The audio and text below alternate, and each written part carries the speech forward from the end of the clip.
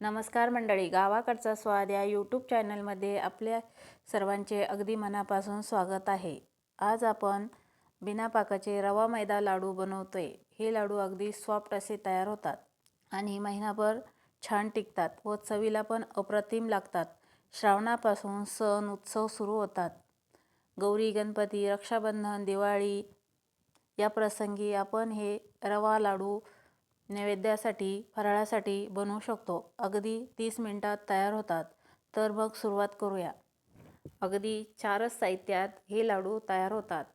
मी येथे लाडू बनवण्यासाठी 500 ग्रॅम गाईचे तूप घेतले आहे।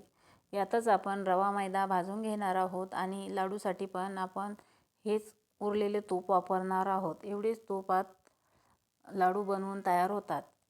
लाडू बनवण्यासाठी 500 ग्रॅम बारीक रवा घेतला आहे। जो 0 साईजचा रवा मिळतो तो येथे आपण लाडू बनवण्यासाठी